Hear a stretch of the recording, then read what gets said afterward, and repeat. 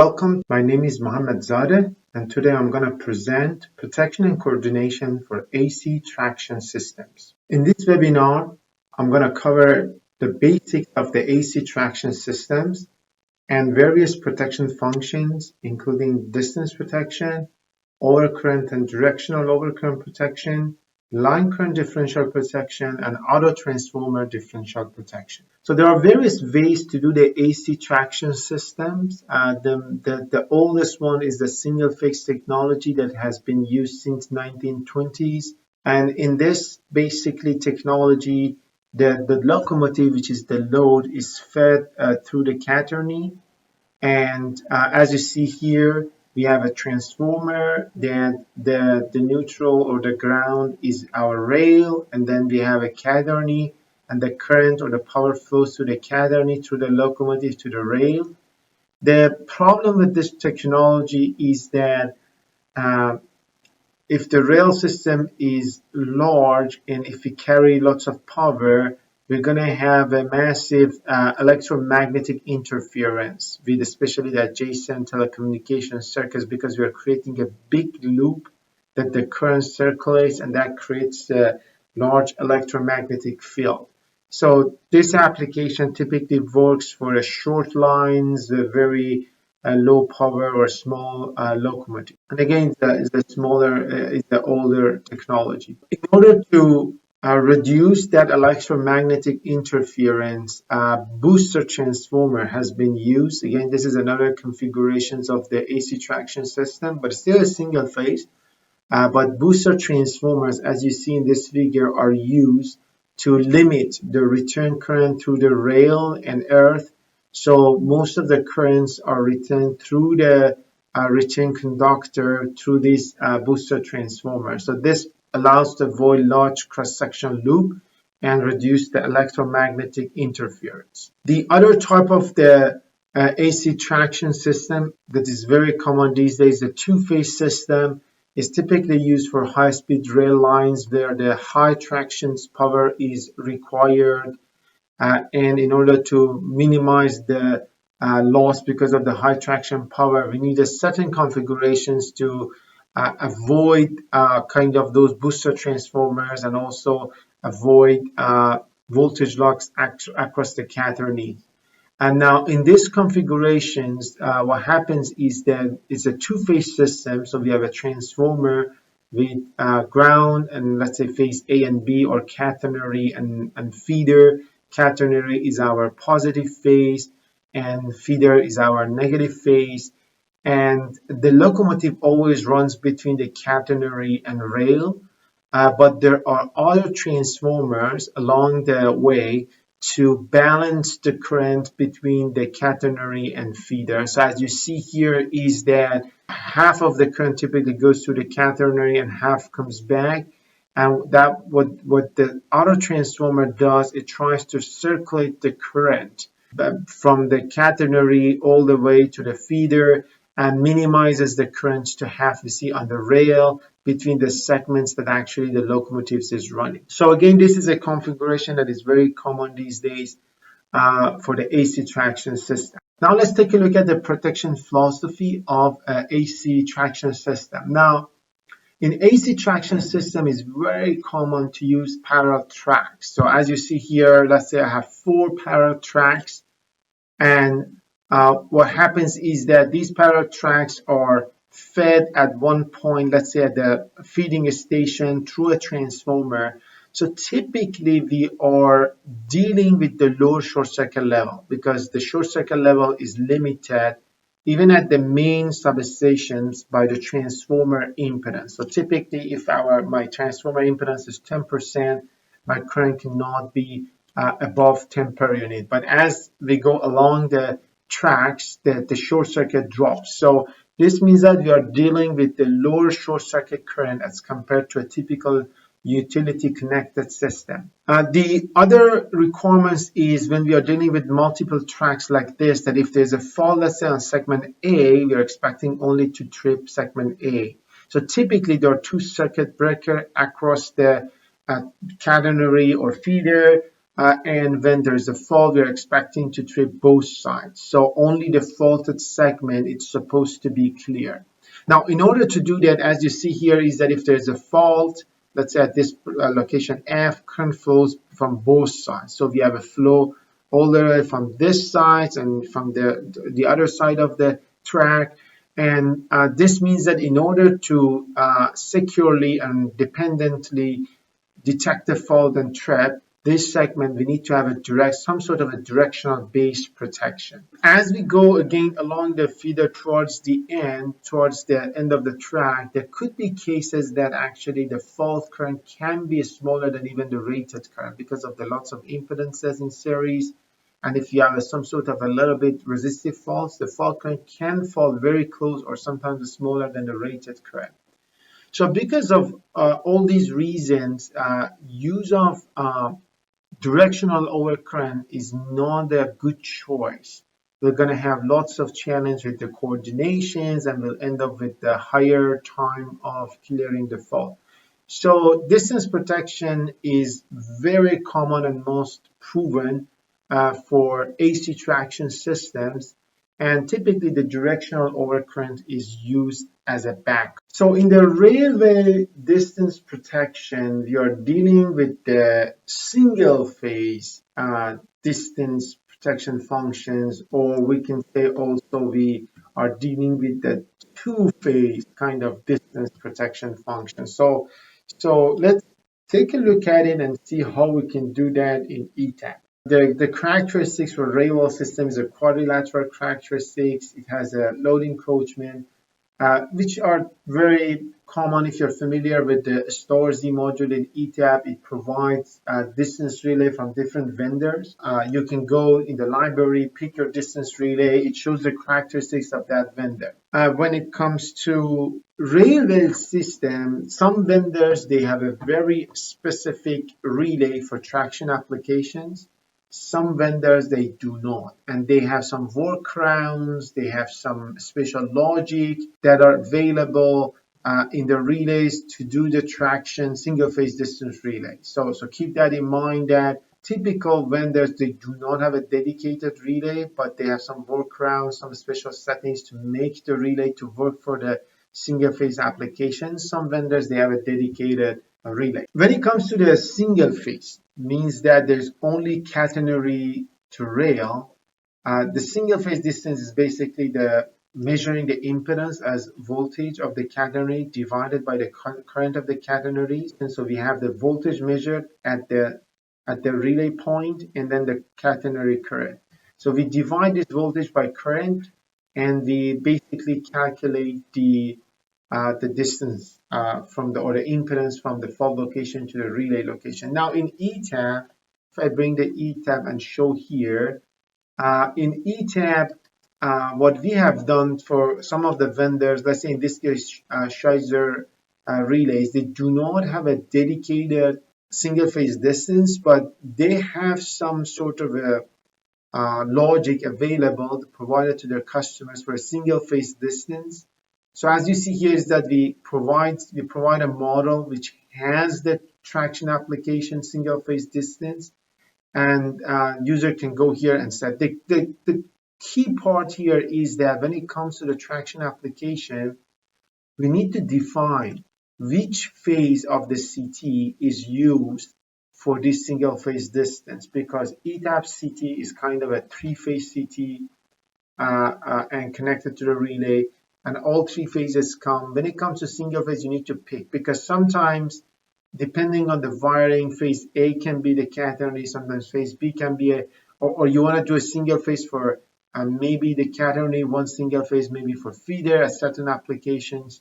So we provide a freedom for the user to pick which phase of a CT or PT wants to be used for the single phase distance. So we have a single phase distance with a load encroachment, with memory polarizations, and user can define basically the quadrilateral characteristics.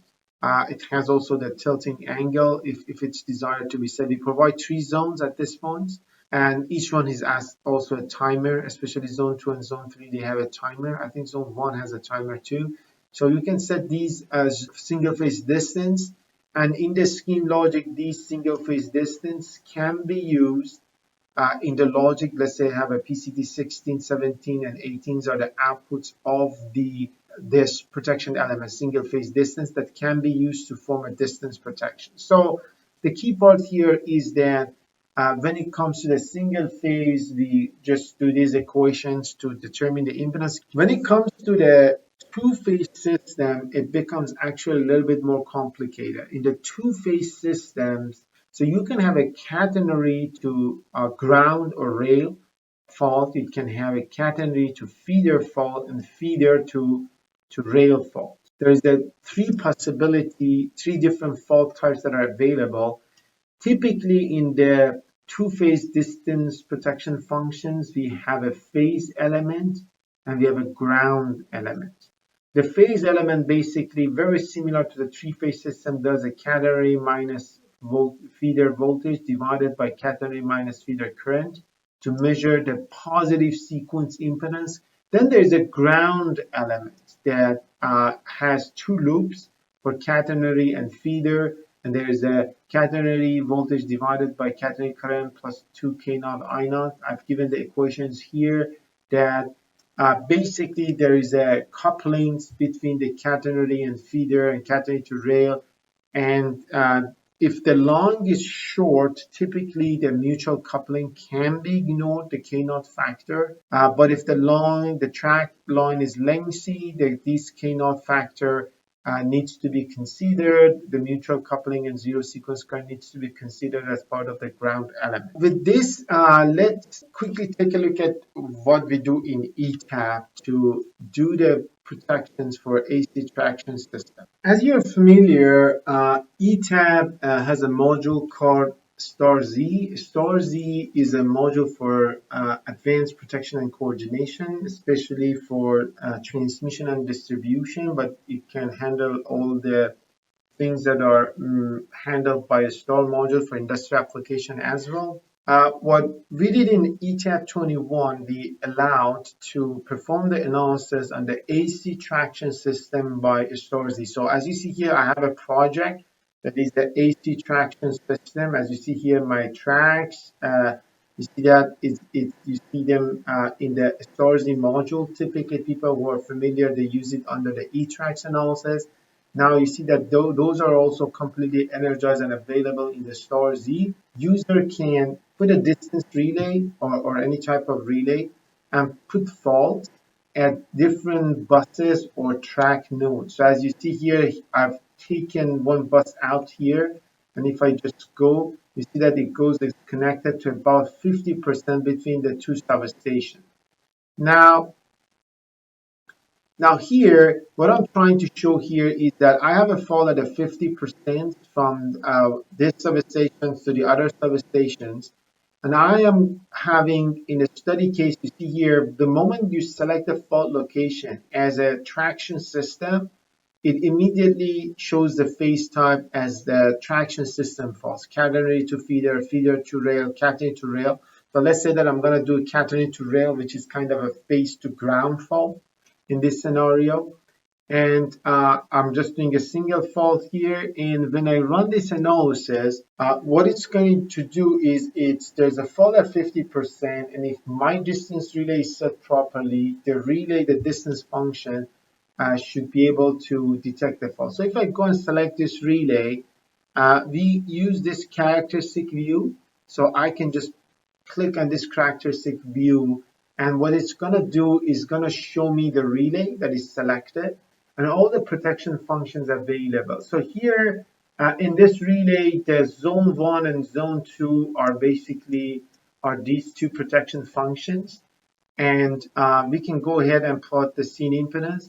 And as you expect, you see that at the 50%, I'm expecting to see my zone 1 is about 80%. So for a fault at 50%, I'm expecting to see somewhere exactly here. So that's basically a fault.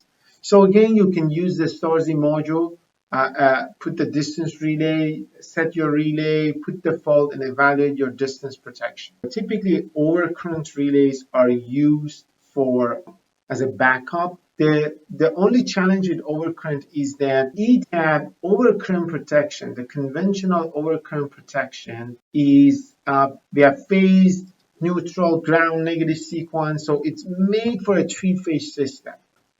And when we select a phase, it's typically uses the maximum fault current measured by the relay. Let's say you have phase A, B, C, and it uses a maximum of those three to do the overcurrent protection. The challenge with the AC traction system is that when there is a fault, you have a current on the trolley, you have a current on the rail, and you have current on the feeder. To resolve this challenge for now, what we have done is in the library, in the StarZ page, which is a vendor specific, we have offered these OC element configurations where you can select where your overcurrent is it based on the phase A or phase B or phase C. Let's look at another protection function that is very common these days for railway protection application, which is single phase line current differential protection. In a line current differential, typically we have measurements of the currents at both ends of the line or track segment, and we have two relays sitting there measuring the local current and sending the local current to the remote end through communication, and each end using a local and remote currents does the line current differential, and based on the line current differential determines whether there's a fault in the protected zone or not. Now in ETAP, currently we do not do analog communication between the relays. The communication is all limited to the digital values. Now, in order to do the line current differential in ETAP at this point, you just simply connect CTs, both end CTs to the relay. So as you see here in this configurations, what happens is that we always connect the local CT to the relay, and we use the remote end CT to the remote connector connected to the relay like that. That's kind of does the same job. And what we need to do in the input page of the relay, we select basically the both CTs. So as you see here, this is a 411 from SCL that what we do, we have a differential protection, and there are two CTs are used here. There's one CT here and there's another CT. One is local, one is remote. And these two CTs are connected to the line current differential protection. Now, when we go to the line current differential protection, we basically define which terminal we are using for the line current differential protection. Again, the setting, it says that which basically terminal is used for local, which terminal is used for the remote. And basically, I'm using the differential 1 CT for the local, and then I'm using a differential 7 for my remotes. They're all explained here. So I'm using these two CTs. And then something that is added new is the CT selection, that which phase I'm using. So if I'm doing a line current differential only on the trolley, I'm using phase A. But if I'm doing a line current differential on the feeder, let me just go quickly here to the distance and to the phase differential, I'm using actually phase B for my line current differential protection. So the first thing is that we give an opportunity to the user to select the phase that is new for the traction application. Now let's take a look at the performance of the system. As you see that I have a fault on my traction 1. And as you see that relays from both vendors, let's say here ABB and Schweitzer, they're both tripping. I'm looking at this relay for the first track, and you see that the 87 is tripping here. Now I can go ahead again, create a characteristic view of this relay. So I'm going to go ahead and look at my 87A. Okay, so this is not a typical, this is an alpha plane line current differential protection. Again, as you see that in the characteristic view, we support non-impedance based characteristic as well. So you can go ahead and look at the characteristic, the scene value, the measured quantities of this element, and you see how this works. You see that for phase A, we see that basically the quantity outside this plane, and whenever it's outside means it's tripping. If it's inside, it has to block and doesn't trip. If we go to phase B, you see that for phase B, which is a feeder, it says inside. That means it blocks phase B, but for phase A, which is my catenary, it actually trips for the fault on the catenary. Let's look at the other aspects of the railway system. So in the railway system, we also have auto transformers. So auto transformer in the railway system, there are very unique components. They're actually a single phase auto between the trolley and feeder. Okay, so the job of these auto transformer is to pull the current from the catenary and pass it all the way to the feeder and rail, balance the current. What happens is that for protecting this auto transformer, typically there is a differential protection as well as there's an overcurrent. So, and we talked about the overcurrent is the same thing. You can select which phase you're protecting. But when it comes to the 87, the difference here is that the differential is not between two same phase 2 points. It's actually between two separate phases. So if my catenary is phase A and my feeder is phase B, I'm putting the differential protection between phase A and phase B. Now let's see how do we do that in ETAP. Now in ETAP, the auto transformer for the traction system is a component with one node, as you see here, because in ETAP, the one-line diagram that we create, it's let's say 2-wire or 3-wire system, means that what you see here has both phase A, B, and C, or it's basically catenary, feeder, and rail all together shown as a one line. So that's why this transformer has only one point, one connection, okay, because the windings are between phase A and B and then B to C. This is a very unique transformer. When it comes to putting a protection, we need to set it up in ETAP at this point. We put 2 CTs. In the relay, you need to go ahead and select which phase you want to use for overcurrent. And for the line differential protection, you need to define again which phase you're going to use for this kind of protection. As you see here, in this relay, we have terminal S and terminal T for the differential protection. And now what we have done, we have made each phase available.